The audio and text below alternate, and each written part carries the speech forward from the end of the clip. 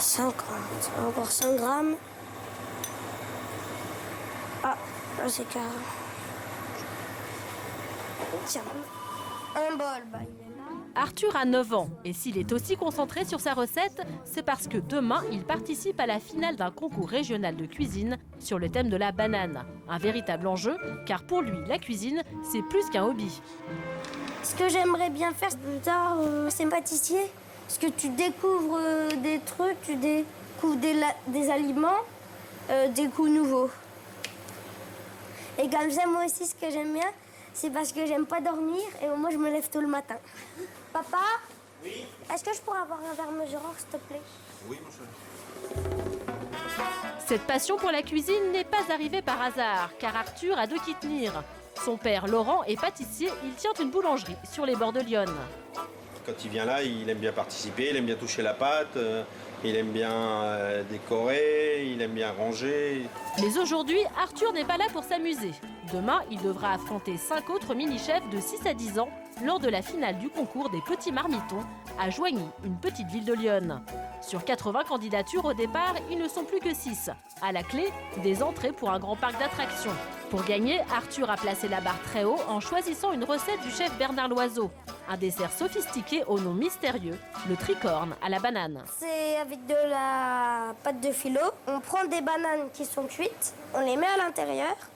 On fait une petite pointe ici, une pointe là, une pointe là. Et donc après, on replie tout au milieu et ça donne ça. 3 feuilletés à la banane sur un lit de crème anglaise au gingembre. Où attends, tiens, ça bouge. Une recette digne d'un restaurant étoilé avec une vraie difficulté, la crème anglaise. Trop épaisse ou trop corsée en gingembre, elle pourrait compromettre sa place sur le podium. Parce que l'autre jour, j'avais versé mon lait après remuer. Et donc, fallait pas que je fasse ça parce qu'après, ma crème anglaise, elle est trop épaisse. À la demi-finale, j'avais trop laissé infuser. Donc, il faut pas que ça infuse de trop. Donc, là, je vais voir. Ouais, là, c'est bien, ça s'est infusé. Au concours, Arthur sera aussi noté sur la présentation. Et il le sait, on n'est jamais trop entraîné. Après plus d'1h30 de préparation, rien de mieux que l'avis d'un professionnel. Goûte et dis-moi ce que t'en penses. Je peux critiquer, hein? Ouais. Ah bon, ça va. Tu me dis si c'est trop grillé, ce que tu veux.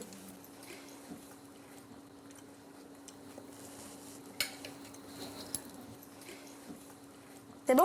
C'est très bon. Un champion. Ah ouais, c'est bon. Je suis prêt pour la finale de demain. Arthur a l'air confiant. Pourtant, à 50 km de là, un concurrent de taille s'entraîne d'arrache-pied. Tom, 7 ans, est lui aussi bien décidé à gagner le concours. Pour ça, il a mis au point une recette particulièrement élaborée, le triple banane, composé de 3 desserts différents. Sa mère, Mallory, a décidé de le coacher. Elle prend son rôle très au sérieux. Nickel, mon fils. Mallory compte bien mener son fils à la victoire. Pour ça, elle se montre particulièrement intransigeante sur le point faible d'Arthur, la présentation. Quand tu vas le donner au jury, il va voir que ta banane, elle est écrasée. C'est sale et pas beau. Il faut que ça soit super joli. Mallory ne laisse rien passer. Allez, vas-y. C'est moche. On recommence. Eh ben voilà, ça c'est plus joli. Non, pas là. Non. Mais tu vas pas me refaire répéter ça 27 fois? Si. Non. Non, ça va. Et tu suces pas ton embout. Mais si la mère de Tom est aussi pointilleuse, il y a une bonne raison. Un homme sache cuisiner quand il est tout seul, c'est bien. Et puis même pour sa femme, parce que bon, justement, moi je suis pas trop pour les femmes au travail et puis le soir on rentre pour faire manger pour ces messieurs, non?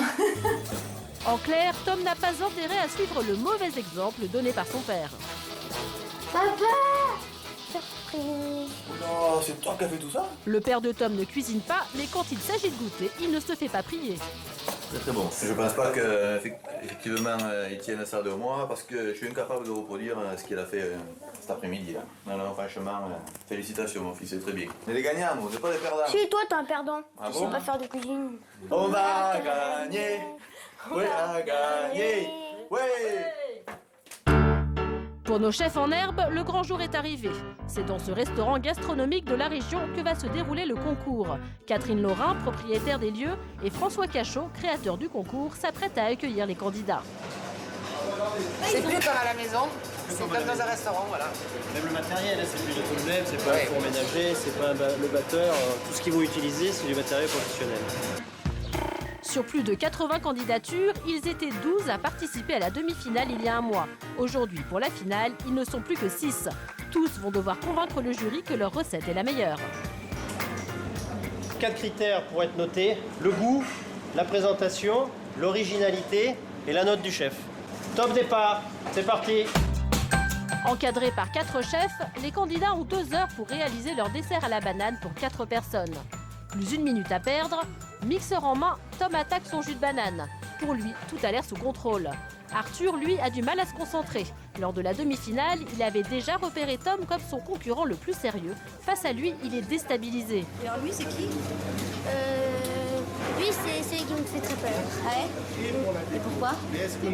Parce que sa recette, elle est hyper bien. Mais face à Tom et Arthur, la concurrence est rude. Il y a Calypso et son mélange des goûts, Eve et son moelleux chocolat-banane, un autre Arthur avec une éruption bananique, et pour finir, Inès et sa cassolette de banane à l'orange. Pour Arthur, c'est l'heure de vérité. Il s'attaque à sa fameuse crème anglaise. Il n'a pas le droit à l'erreur. Je suis hyper concentrée. 1h30 s'est déjà écoulée. Tom, lui, a fini ses 3 desserts, place maintenant à l'étape cruciale, la décoration de son assiette. Et visiblement, ce n'est pas gagné.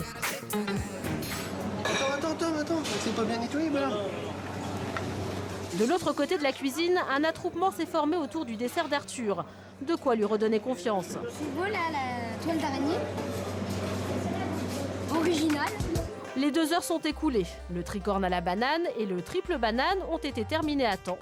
Le jury se retire pour goûter et délibérer. On va fermer la porte pour pouvoir délibérer en toute confidentialité. Merci.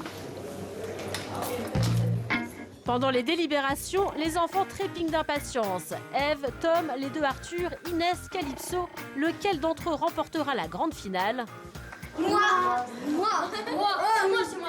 Tous sont venus pour gagner, mais un seul montera sur la première marche du podium. Les jurés ont fait leur choix. Place au verdict. Donc 3e, Calypso, avec le mélange de goûts. Donc numéro 2, c'est Arthur Cauchois.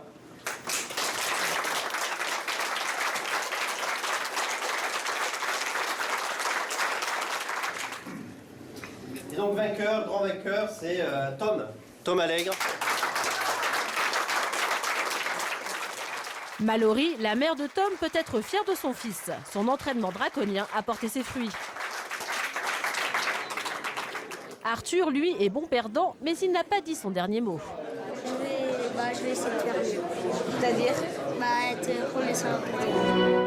Alors rendez-vous l'année prochaine pour la revanche d'Arthur. Même heure, même chaîne.